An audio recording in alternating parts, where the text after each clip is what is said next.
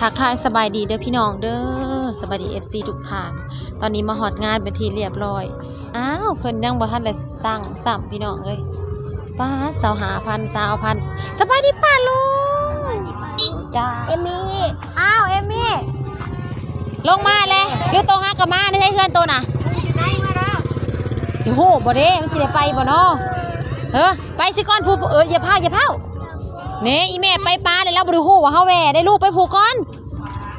เอาไปถ่ายคลิปซะก่อนแล้วจังมาซื้อเทพไทยได้อยากซื้อแล้วป้าลุงเอ้ามากระไพลูกไพพาจะมาบริเมื่อเลยป้าโถมานอนเฮือนหย่าบริเมื่อเฮือนงานอดัมเลยบ่หลานทรายลูกอากล้วยพี่น้องเอ้ยเพิ่นมานอนบ้านหย่าเพิ่นหัวบุญบ้านเพิ่นเมื่อนี้สาวสุรีกับพาพี่น้องมาเที่ยวงานบุญอีกแล้วไอศครีม มาเที่ยวงานนมัสการภาษาเดือนหินพี่น้องซื้อเอายากระซื้อ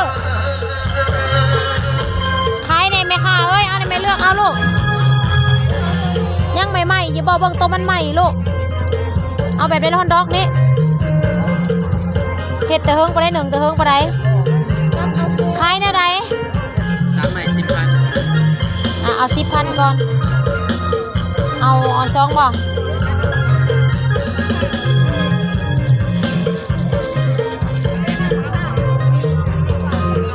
กินเบิดจังเอาอีกใส่หรอบ่ฮัมใส่น้อยนึงเอาพักให้แน่มากพักเอาไอเทพถือไปย่างพาเทพไทยมากินพี่น้องกินน้ำย่างน้ำไป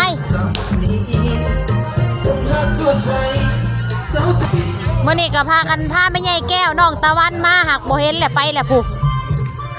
น้องเทพไทยน้องตะวันไม่ใหญ่แก้ว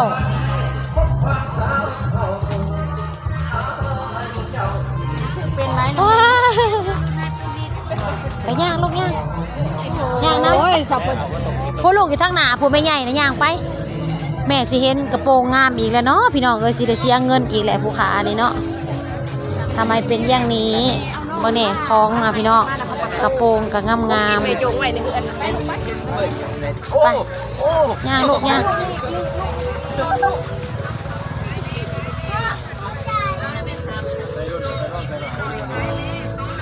ปลาทองซอยทองซอยค่ำก็มีพี่น้องป้องปลายสุดเท่าไรเนี่ยงานแต่ง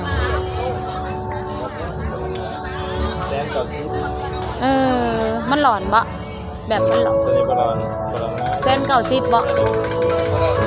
ชุดทองออกงานหนาสิเป็นสีเงินเนาะพ่อเส้น90คุณแม่ตะวันสบายดีป้าลุงก่อนอีแม่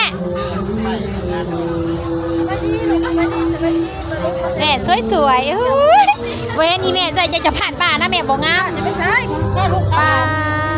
เห็ดไปลอยใช่แหละมาร้านมาเที่ยวงานไม่เคยเยอะจะบ่านะคะสบายดีป้าลุงเลยลูกน้องไผ่เงินอยู่ไซซื้อและทองเหรอลูกซื้อและทองนะโอ้ยมีแต่คนรวยสบายดีปลาลงก่อนได้ไหมจักบาท2 บาท3 บาทผู้บ่อยนะบ่คือได้ไผมันใหญ่พุดเอาไปเจ้าสบัดไห้น้อยอีแท้พอไหนจะซื้อกับใจเด้อพอไหน2 คู่พวกเราต้องรุ่นนี้ร้อนของเอ่ยก็ยังร้อนว่างั้นพูดด้วยนะมักสุดใหญ่ผู้ใส่อันงานดองใส่ออกงานดองของเป็นแสนผู้ใดนะอาฟ้าใส่ท้องไว้ลูกโอ้ยเท่ากับจิเปลี่ยนใส่เพื่อจิโกนโลดทำไรแขนมันชิตันก่อนไปชมของเราแหละแถมโคน้ำลาวอีกบ่ซื้อมันพี่น้องชิตันก่อนแม่ไปซื้อของเราไปชมของเราจะซื้อบ่ได้ซื้อแถมเราหายเก้าอย่างธรรมชาติก็บาปแล้วพี่น้องให้ส่ง กันนะจะบอกคือว่าแบบไหน 3 ตัวลูกไก่เส้นนึงเขามาเลือกเขามาเบิ่งขายเลยน้ำซื้อแบบไหนโชคยิ้มเลยหน่อยขายเลยตัวหนึ่ง35 วัน3 ตัวลูกไก่ อย่างยังกะซื้อโลดน้ำยังกะยากะซื้อแม่นะเฮ้ยน้ำแต่เธออยู่โลดชินกะอยู่โลด ซื้อเอาโลดนั่นแหละนานแล้ว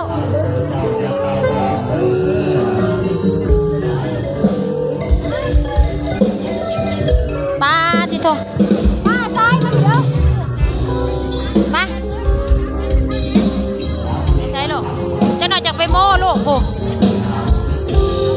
ไปเบิ่งเขาเจ้าเสพก่อนมาพี่คนเขาเดียวอุ้ย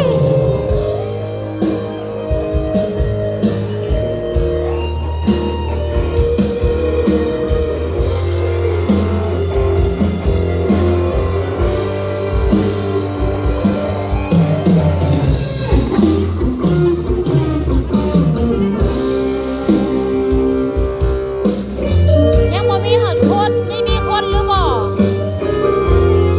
สมัครคักแต่บ่จอน่ะป้าดโทรมีหอดทั้งขางพ่อถือให้แน่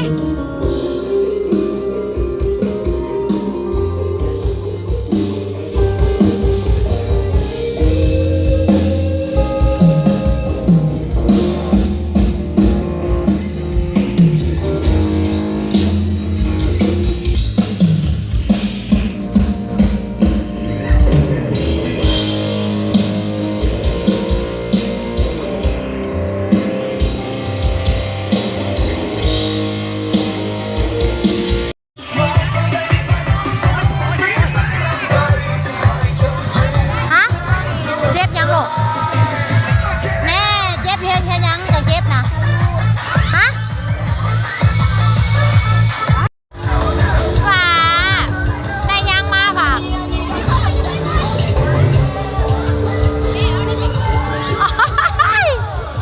อันนี้ของขวัญพ่อนะสิได้พูดยับออกไปดูยับออกไปอีกย่างออกไปอีกใหญ่พ่อบ่จักลูกใส่เอ็มบ่มีบ่มันมีใส่เดียวบ่ปาดพอดีเจ้าพวกโอ้ยอย่าได้ใส่เองเด้ลูกใส่กะคักบางแน่ซะบัดใหญ่กระดอแท้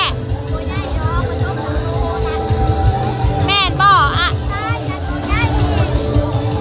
ลาแห่งมากใส่แต่ต้นน้อยๆหรือมันน้าจะสื่อบ่มันน้าจะสื่อบ่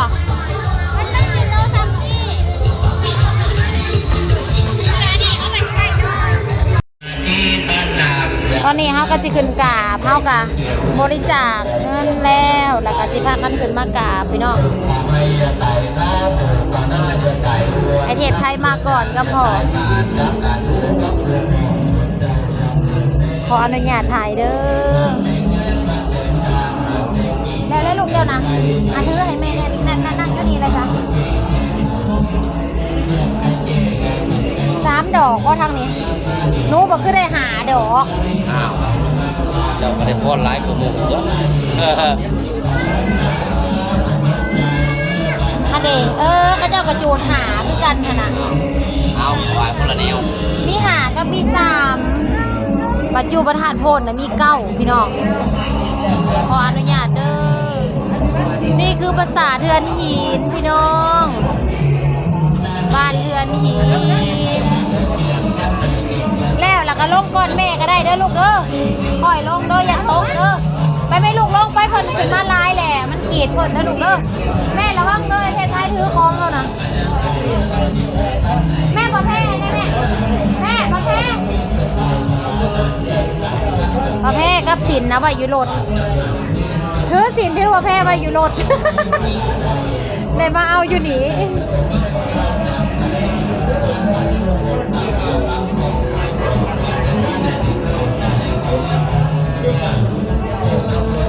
เขาบ่ได้เอาคันหมักเบงเนาะบ่ได้เอาหมอคันหมักเบงเขาเจ้าได้คันหมักเบงพอ